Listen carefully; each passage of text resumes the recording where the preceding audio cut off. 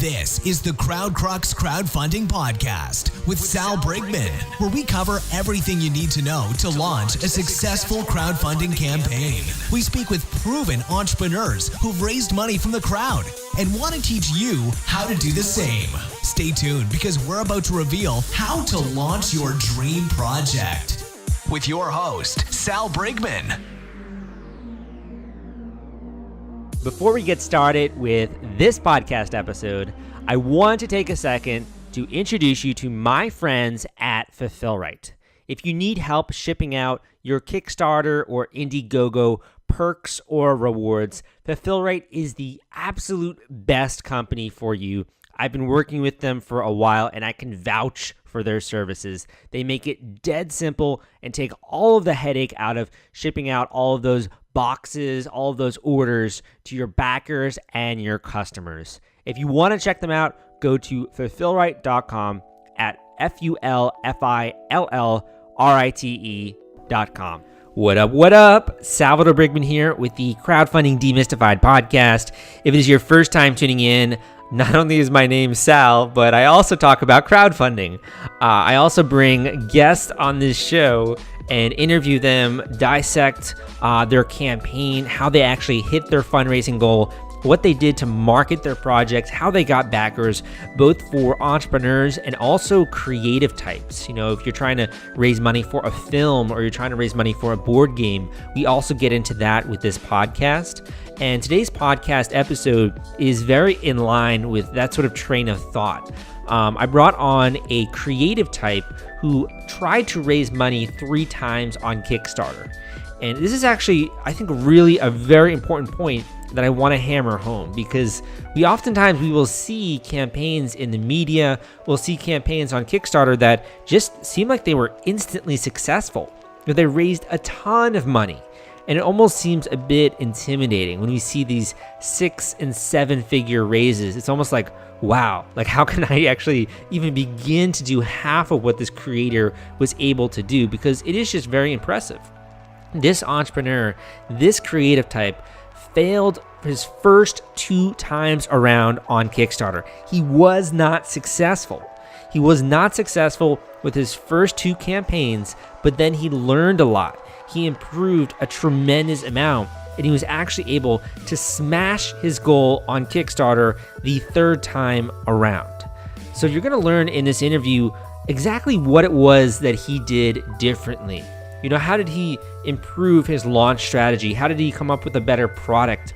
All of that kind of stuff you're going to learn on this podcast episode, along with where he got backers, how he marketed his campaign, how he got attention. All of this kind of stuff I think is just invaluable if you are in the preparation stages of a campaign, or actually your campaign is not doing so well at the moment and you're kind of wondering, like, should I actually cancel this and relaunch? This is the podcast episode for you. And it's also, I think, great because with this episode, I bring on a creative type who is not from a traditional area where a Kickstarter campaign is launched from. So when I think of Kickstarter, I usually think of the UK, Australia, Canada, the US, more recently other countries, but he's actually from a country that was only recently accepted by Kickstarter as a place where you can launch projects from. So it's a very new arena on his front. It's also very new for many of the new listeners, I think, in this demographic. Before we get into this is actually a really good segue. If you have been listening to my podcast episodes, you're listening to my podcast right now. If you've listened to any of my other episodes, you know that I'm super passionate about crowdfunding. And I really go out of my way to educate on the topic, to bring on entrepreneurs and guests who can also educate on the topic, and we can learn from their stories. But at the same time, not every podcast, as much as I would like to believe it is, not every podcast episode is a major success, in that sometimes I have trouble and difficulty getting the guests to actually open up and getting them to share the techniques and strategies that they're using to raise money. It's my job. I obviously work really hard at it, but it's not always the case. And sometimes some of the episodes feature one type of strategy for raising money and they kind of gloss over another type, or they don't go fully in depth into what you need to know if you do want to be successful on Kickstarter. So keeping this in mind, I decided a little ways back to create an Audible book for you guys. So last year, I published the Kickstarter launch formula, which is a book that is available on Amazon. It has a paperback version. It also has an ebook digital copy version. But now I put in the work to actually read the entire book myself, do get all of the audio editing done, and publish a book on Audible that you guys can instantly download and listen to on the go. So this is great if you're busy and you don't have the time to actually read a book. This is great because you can listen to this audiobook while you're commuting, while you're in the subway, while you're walking around, while you're, I don't know, maybe at the gym, or you're doing laundry, or you're cleaning the house, all these things that are just laborious and tedious. You can actually be learning at the same time. So I produced this audiobook for you by myself in terms of reading the entire thing. I put all of my passion into it. I made sure that it sounds perfect, that it's just great volume, that it's great, zero background noise, all of that kind of stuff. I put a lot of energy into making this step-by-step audiobook for you guys. So rather than having to paste together and listen to a lot of different podcast episodes to sort of get the gist of how crowdfunding works, you can just listen to this one audiobook, and I share with you all of the best strategies, techniques, and tips for raising money on Kickstarter and Indiegogo. So if you want to download that Audible book, you can go to crowdcrux.com/Kickstarter audio. I will also include a link in the show notes for this episode. That is crowdcrux.com/Kickstarter audio. Without further ado, let's get into today's podcast episode. Will, welcome to the podcast. Thanks so much for coming on. I think you have a really interesting backstory and project. Where in the world are you calling in from? Hi, thanks for calling me. I'm from Mexico. Oh, nice. So the Mexico, is that just recently opened last year? Kickstarter to make available these sort of Mexican projects? Yeah, on November 15th, I think it was, Kickstarter announced to be opening its doors to Mexican creators. That's exciting. Yeah, a lot. There were like 100 projects from Mexico, and now I think it's the fourth country with most successful projects. Wow. Did you know about Kickstarter before that happened, or was this like something you saw in the news and then you sort of got interested in it? No, I was aware of Kickstarter since I was into board games, because, there's a big market in Kickstarter that likes board games. Mm-hmm. So we even tried to make a campaign before Kickstarter arrived to Mexico with the help of a German cousin of mine. Mm-hmm. Did you then run that on like Indiegogo or another site, or? No, on Kickstarter using his account on Germany. Okay, I see. But it was like a trial campaign to test how it works, and that campaign didn't reach its funding goal, but it helped a lot for us to learn the things to do and not to do. Yeah, exactly. In terms of the board games, so was this sort of the first time that you created a board game, or have you been producing games, in the past? No, it was back on December 2014. When me and a friend decided to make a board game. It was like transparent cards board game where you build a hero. You could see actually what you equipped to a hero with the transparent cards. Mm-hmm. And we decided to make a complex product so we can learn all about it. And well, we learned So this was the project, because I'm looking here at your profile. So you've created 3 different projects under your profile on Kickstarter. So this was the Hero Prepare Your Champion with transparent cards. It's a cooperative board game, and players kind of prepare heroes to defeat these dragons. Uh-huh. Okay. Yeah, that was the first game. And after 15 days, I think, the backers were telling us that the shipping fees were too high, which I think is the most common mistake or question for new creators, how to solve shipping. And we found out that you need fulfillment partners. Mm-hmm. You can't just ship the game from your country to another continent, because the backers will then have to pay for custom fees, VAT. So it's better to send the pallet or the whole package that goes to, I don't know, the European Union, Mm-hmm. to one center, the fulfillment partner, and then they will forward each package to the actual backer from within the continent or the region of the world. Okay. So I'm looking here at your first campaign. Looks like you guys had a 7,000 euro goal, and then the second one was about 20,000. And it does, like you said, you didn't reach your goal with those 2 different campaigns, but I can imagine you learned a bunch from those about marketing, right? How to actually get people in the door. I imagine, like, you look at Kickstarter and it's like things look like they're magically funded. Like these board games are just getting lots and lots of backers. What was like a big realization you had after running these first 2 failed campaigns? Well, I think the most important realization was to share everything. We were pretty afraid of, like telling the rules, or because of the fear of someone else stealing your idea. We wrote the campaign, but not all about the game. So the backers wouldn't know if they would like the game or if that's a game they would enjoy, like that. Mm-hmm. So we learned to share everything. The backers are going to trust you with their money. So you need to trust them by explaining everything. Wow. Yeah.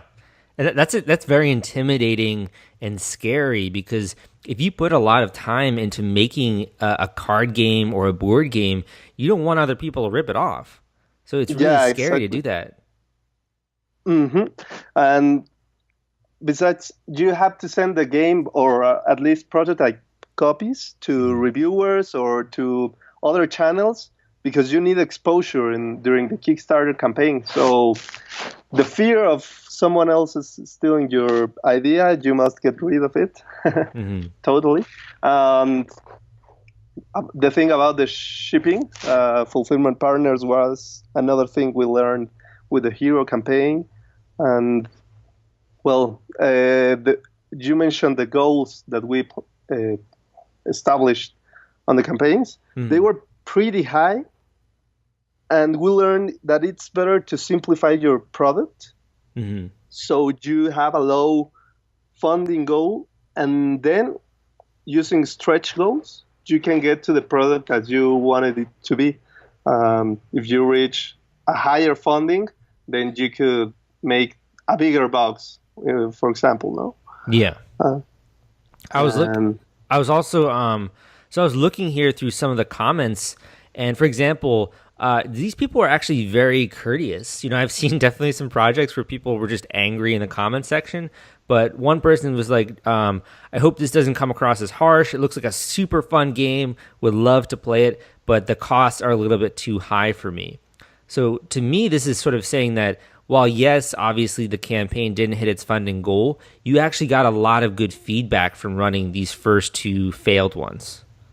Yeah, and the backers are really supportive. I think for each 50 courteous backers, there's one that is like angry, but I think it's a low number. Most of them are really comprehensive and courteous. Nice. Did you do any kind of like live plays of the game? Or I was looking through the comments, there was something about live streaming. Did you do a live stream? Yeah, for here we live stream on Facebook and other channels because Kickstarter live stream was added in the platform later. So for our next campaigns, Tricksters, I think we'll talk about it later. We did 2 Kickstarter live streams, and it was really helpful. Were you getting then, I guess, people who were like interested in the game asking questions or like asking about the rules? What kind of comments did you get with the live streams? Well, for board games, it's mostly playing the game, and they ask you about their questions. But I think for other products, it would be like details or one thing I'd noticed because later when Kickstarter arrived to Mexico, we supported other Mexican campaigns, and I was from the other side of the story. I was a viewer for other projects, and I think it's really helpful because Kickstarter has this section about live streaming projects. So you have more exposure, and you know when a new backer pledges to your project, all the viewers of the live stream can see it, and it's like I don't know, hooray! Celebration. Yeah, exactly. And also, I think it's cool because when you're playing the game, people can see your facial expressions and they can see your reaction. And if it looks like you're having a really good time or you're playing it with a friend and you're having a good time, they're like, oh, like maybe this would be fun to play. So it gets them a little bit more curious.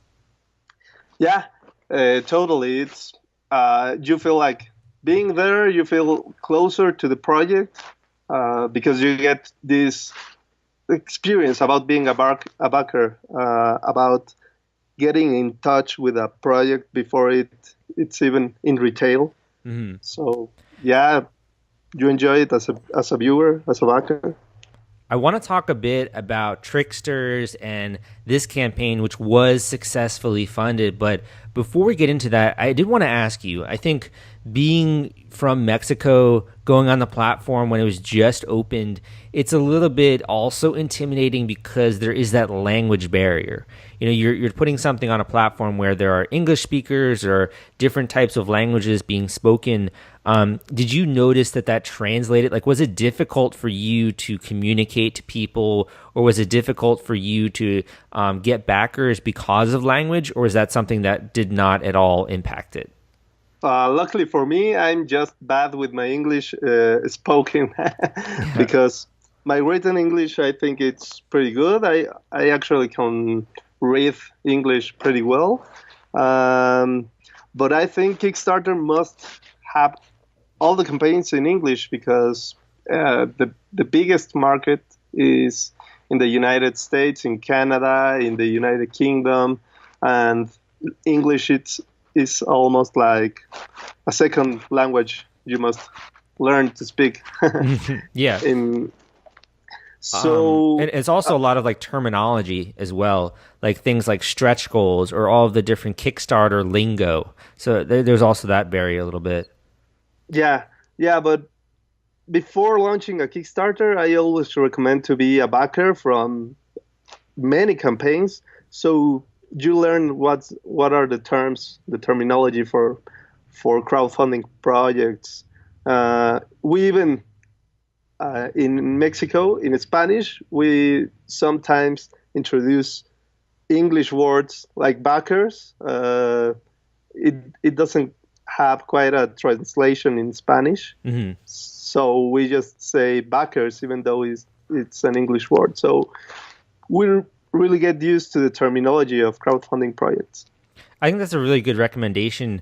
Even if you're just backing for, $5, $10, it really gives you a chance to see what communication looks like and how these people go about talking to their backers and cultivating that community. So I think that's a really good tip. And even though with this first campaign, you didn't hit your funding goal of 20,000 euros, which is pretty ambitious, you still raised $8,000. I mean, that's nothing that's a good amount. Were these like your friends, your family? Did people come in from Kickstarter itself? Where were these people coming from? Yeah, surprisingly, it was a big amount for a first project. I didn't see it at the time, but now I realize it. Um, the money came from both, from our local community, our circle of friends, family, and new people from Kickstarter. So when you launch a Kickstarter project, you want people from all over the world to come to your project and believe in it, pledge. So we realized that Kickstarter actually accomplish that part of the deal. You get exposure, and not only your friends and family join to the project, but other people. That's cool to me because it sort of shows you that had you go about maybe a different strategy, you can rope in even more Kickstarter backers or people who are on the platform. If you already have, a small number backing your project, it just shows you, oh, okay, like I need to do more of this in order to get more and more backers. So it's kind of encouraging in that way. Yeah. So let's talk a little bit about your second campaign, or your third, I suppose, the Tricksters Mischievous, the card game. So exactly. Could you tell the listeners a little bit about what this game is, or like a teaser? I had to interrupt this podcast episode because I want to introduce you to my friends at The Gadget Flow. Their product discovery platform reaches 22 million people per month. They've helped more than 5,000 crowdfunding campaigns thus far, and they have a social media following of more than 700,000 followers. If you want to gain access to their marketplace and list your own product, you can go to thegadgetflow.com/submit and list your project today. Well, after Hero didn't reach its funding goal, we decided to make a quick game. It was like 2 months under development, and we were ready to launch on October, but then we heard the news about Kickstarter coming to Mexico, so we decided to wait a little longer. And it's a card game where you can see some creatures, cute creatures named the Anuku. Mm-hmm. And there's like red, blue, and green creatures, but these beings has a dark side. So the objective of the game is to get 7 points of light or 7 points of dark. But if you're getting like 5 points of dark and you earn light points, you actually get to the light side. I don't know if I'm being clear here. Yeah, I'll also include a link in the description so people can check it out. Because it looks like a really fun game. Looks like really good artistry too. Yeah, the artists are from Mexico, are friends of ours. Well, we're very proud about it being a national product. It was all created in Mexico, even the manufacture process, because, well, we'll talk about it later, but we didn't want to go with China for this, and for many reasons, no? But we'll talk about this later. The artists were great. They have a lot of talent. I'm looking here at where the backers came from, and surprisingly, a really big number came from United States, United Kingdom, Germany, Canada, Australia, like a sizable amount. So while you brought, it looks like, some of your own crowd, this campaign seems to have certainly attracted the crowd much more. Yeah, that's what I was talking about earlier. I think that if we used the Spanish as the main language for the campaign, we would have even maybe more backers from Spain and Latin America, but the support from the United States and other English-speaking countries was huge in this project. So I'm looking here at the goal just to give people an idea. So This goal, it about equates to a little over 2,000 US dollars. Am I right in saying that?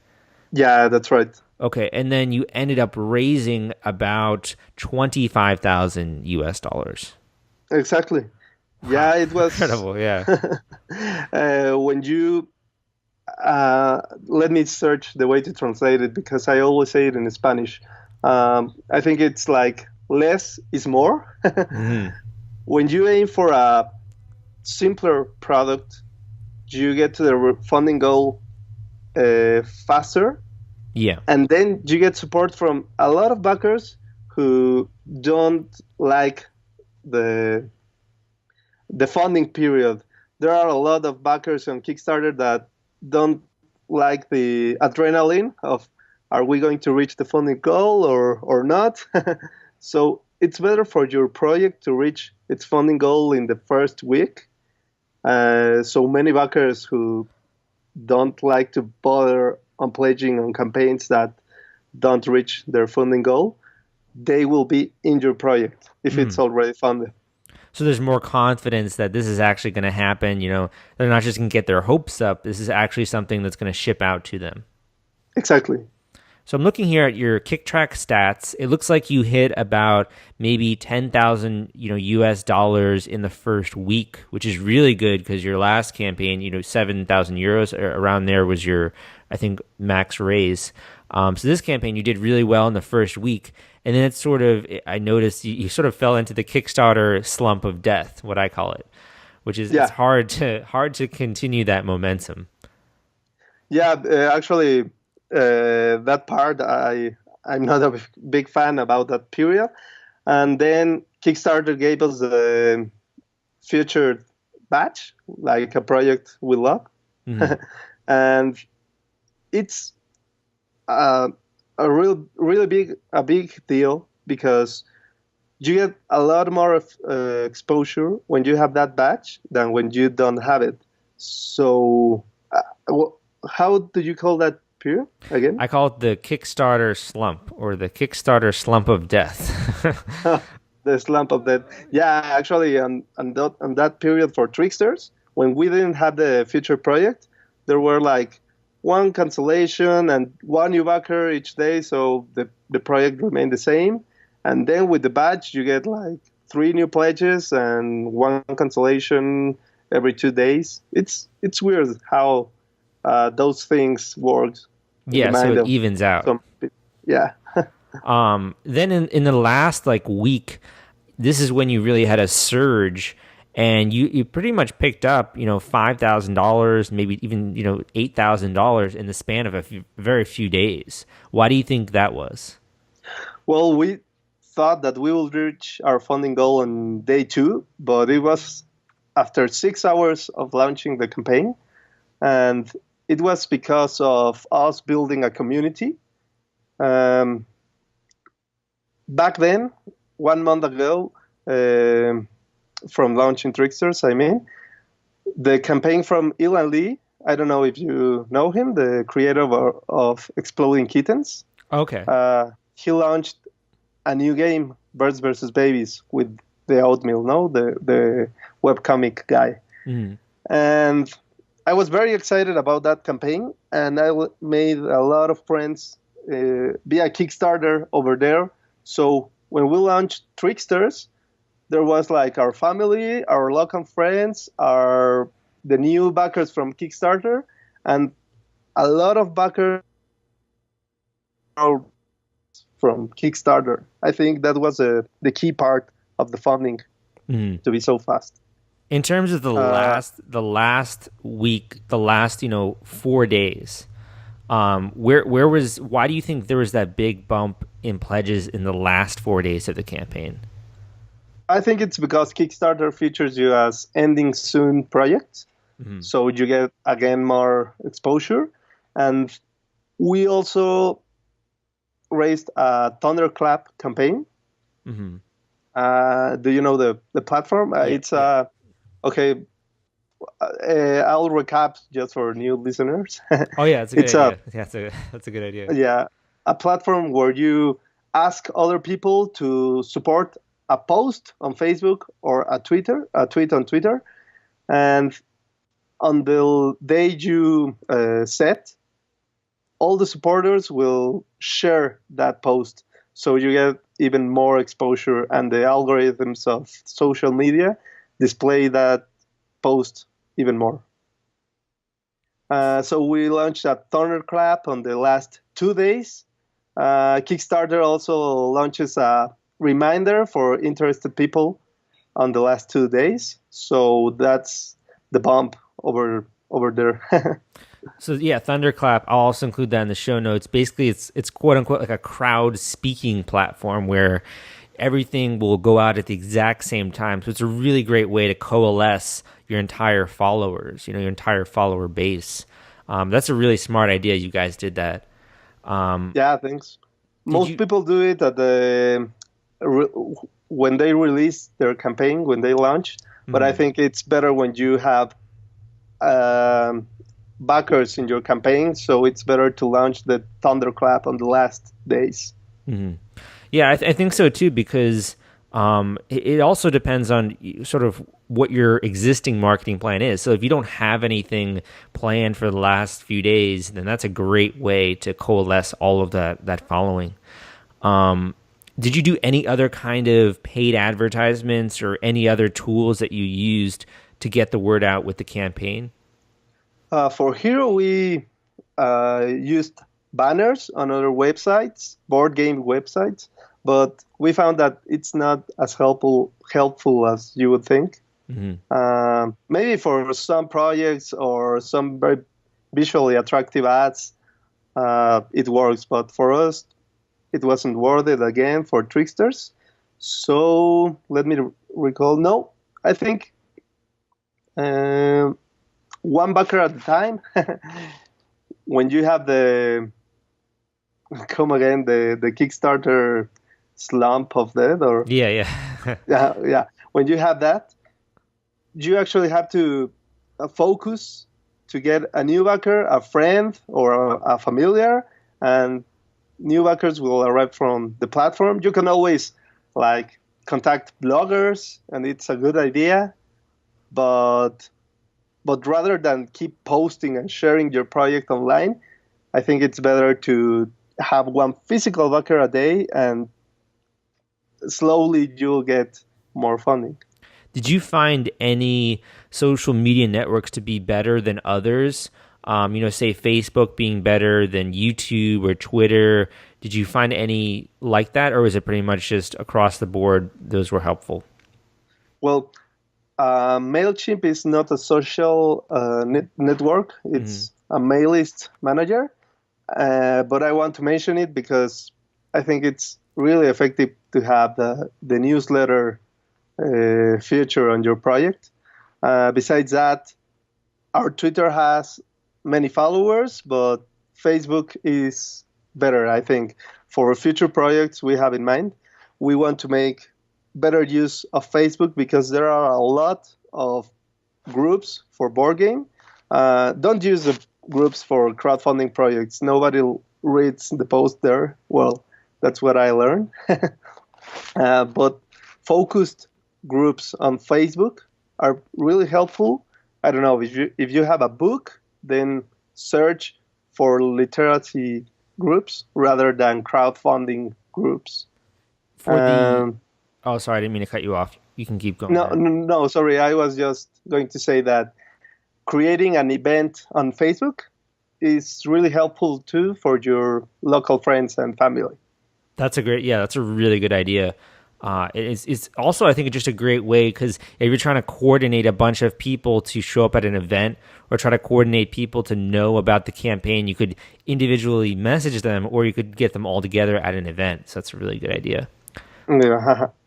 With the MailChimp newsletter, can you give us an idea of what you think people should expect to bring in terms of the number of email subscribers they should have on a pre-launch list? I'm speaking to the crowdfunders in the audience who have already launched a Kickstarter campaign or have actually even successfully run a campaign. And the reason is, I think you will understand this pain point most. And that is, when you finally do raise money on Kickstarter or Indiegogo, the hardest part is not collecting the cash. The hardest part is shipping out all of those perks and rewards to your backers. It is a nightmare, my friends. It's a lot of spreadsheets, it's a lot of headache, and it's a lot of stress. That's why I recommend BackerKit.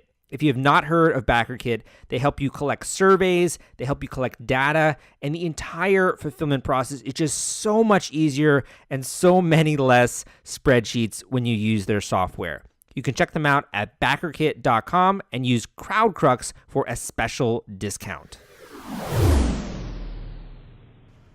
Well, for Tricksters, we have, I think, 70 people. It was a pretty low number. Today we have 700 people. So our next project, I think it will reach its funding goal very fast. But I think it's not about the number, but of having the right interested people. So you may have a newsletter of 50 people, and it will be good. Well, following the other ideas of having a low funding goal to make the product simpler, and needing about 100 or 200 backers to reach your funding goal. Well, you don't need a big newsletter. So you went from 70 to 700. How did that happen? Were these people then that you like pushed to your website from the updates, or how did you grow that? When we finished our Kickstarter campaign, we used BackerKit, a pledge manager service, and we asked the backers if they would like to join to our newsletter to keep in touch with our projects.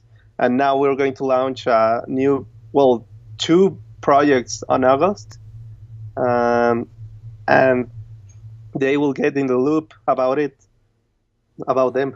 That's going to be really powerful. That's awesome. Yeah, thank you. For your website, did you use anything or recommend anything to set that up? I know some people will use like Wix or Squarespace or Shopify, like all of these different tools. Did you use any of those to set up your website? Well, Mailchimp has an embedded form option. So when there's someone navigating on your website, after 2 seconds, you can make to pop a window and ask the viewer if they would like to join to the newsletter. I think it's helpful. And even more if you have a visually good website. Our website is terrible. We have to work on it. Is it all a custom website that you guys put together yourself? Yeah, exactly. Because that's why we were on Kickstarter. We needed the funding to start our board game company. Mm-hmm. And we'll try to hire a web developer later. Okay, that's cool. The other thing I would recommend for listeners, look into landing pages, using something like Lead Pages. I use that. It's a very easy way to put together something quick that's designed well and to get an email opt-in. I think that's another great way to go about it. So we talked a bunch about some of these different techniques you've been using to get backers, to get noticed, etc.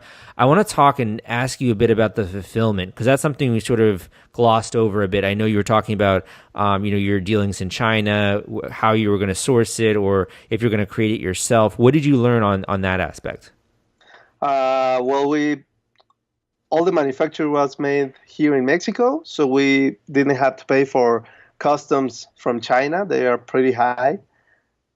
Then we sent from Mexico to the United States to Fun Again Games, mm-hmm. and they make the fulfillment part for Canada and the United States. Nick and the Fun Again team was awesome. They were pretty good at their work. I highly recommend them. And for the rest of the world, we went with Wayland Games. They kind of mixed some orders, but they are solving the matter, and that's good for us because they are taking responsibility for it, and backers are getting the rewards in Europe at this time. Great. That's such a load off too, like because it's so fun when you hit that funding goal, but then you do have to ship out all of those rewards, and it's like, oh no, the real headache begins. The Yeah, yeah. variations and email, addresses not working, like all of that kind of stuff. Yeah, it can be really troublesome, but it's worth it. And the other cool thing I didn't mention was, so according to what you guys have said, this is the first Mexican board game that was successfully funded. Yeah, exactly. The first Mexican board game, and it was the first campaign to reach its goal when Kickstarter arrived to Mexico. Since then, I've been giving counsel and tips to other creators, sharing what I learned with Hero, so they wouldn't have to commit the same mistakes as I did. And you're helping more than Mexican entrepreneurs, creative types, board game people help get funded and also kind of demystify the process. So thank you also for coming on the show today to do that. You don't have to do that, but I think that just shows a testament to wanting to help the community also. I'm really happy to share everything. So for people that want to check out or are interested in that, do you have a section of the website they should go to, or say they reach out to you if they have any questions, etc.? Most interested people reach me on Facebook or our page, either Tower on. Oh, sorry, that's my dog. Our page, either Tower on Facebook. They send a message, and I gladly recommend the things I see about their campaigns. And I wrote a short guide. I even made a crowdfunding campaign for it. Mm-hmm. It was called 100 Kickstarter Dreams.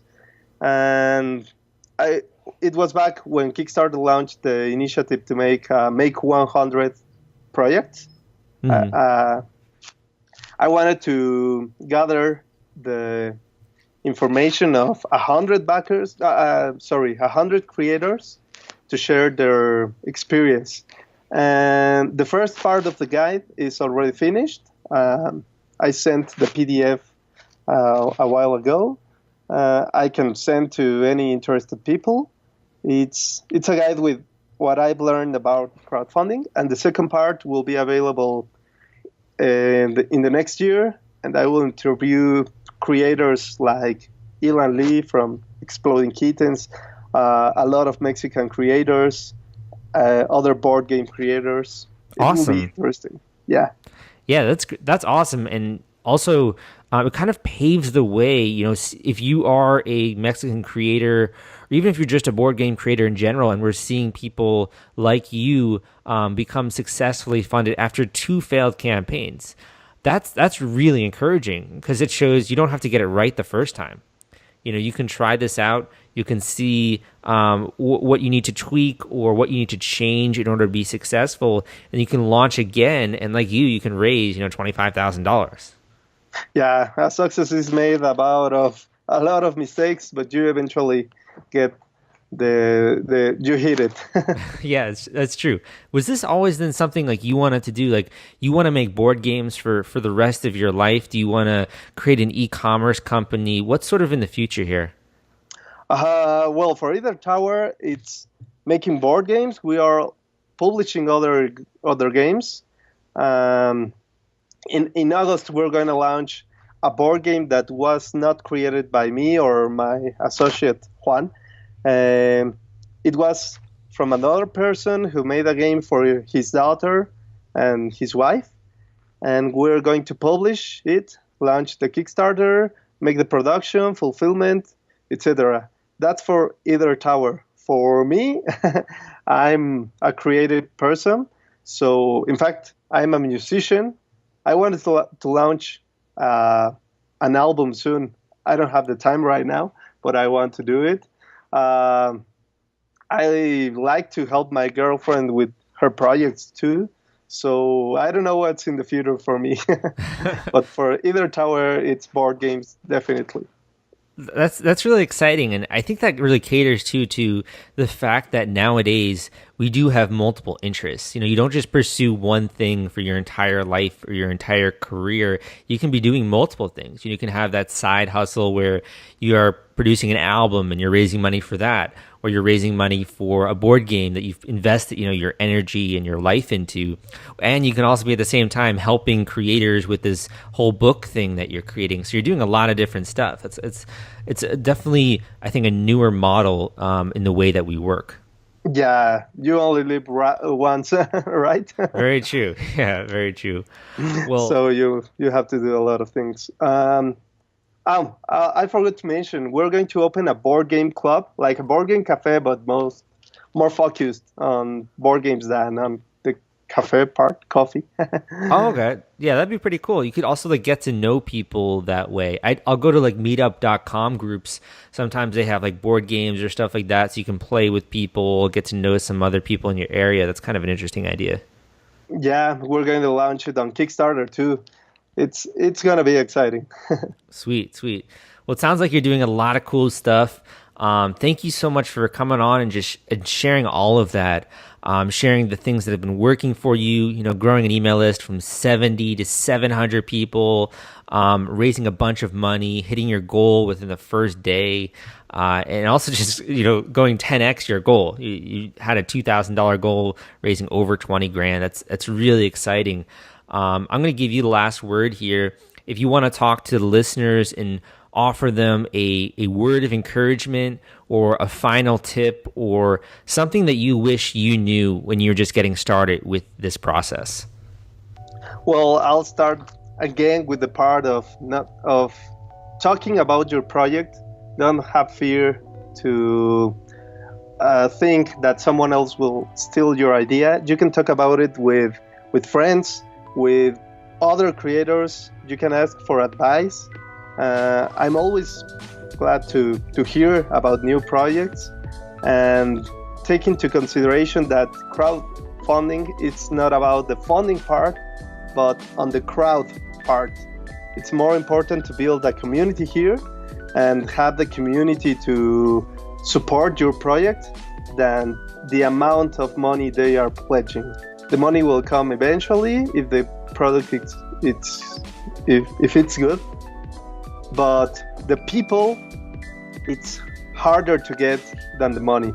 So focus on the people, on the crowd part, rather on the funding part. Very well said. Will, thanks so much for coming on the show. Got to have you back with your next few campaigns, and I look forward to watching some of the projects that you have going on. Thank you. Thanks a lot for the invitation. I was really enjoying the talk here. Sorry for my English again. Oh, no, it's perfect. I can hear you really well. Thanks. Yeah, thanks so much for coming on. Thank you for listening to this episode of the Crowdfunding Demystified podcast. Again, my name is Salvador Brigman. Thank you for tuning into this episode of the show, and I hope you got something out of my conversation in terms of strategies that you can use and you can apply right now to your campaign on Kickstarter or Indiegogo.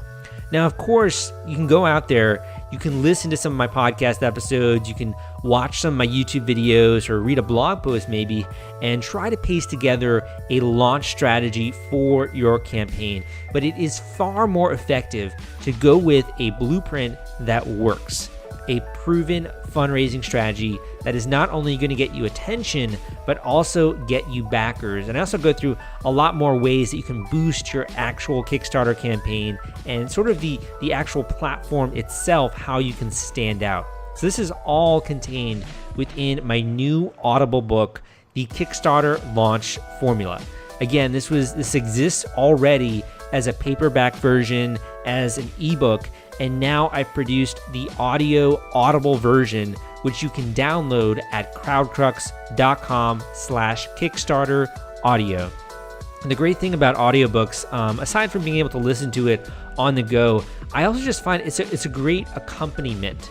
It's sort of a great tool that you can use even as you're listening and learning from different sources. This is a tool that you can consistently reference and make sure that you're on the right path. And I'm very proud to say that not only do I read this audiobook with my enthusiasm and passion that I bring to the podcast, but it also has a ton. It is chocked full of practical strategies and practical ways that you can raise more money on Kickstarter. I think you're gonna love it. So again, you can check that out at crowdcrux.com/Kickstarter audio. I'll include a link to this Audible book in the show notes. And finally, if you did enjoy this podcast, can you take a second to leave a review on iTunes? Let me know what you thought of the show. Also hit that subscribe button if you want notifications when new episodes come out. But again, my name is Sal, and I'll see you next time.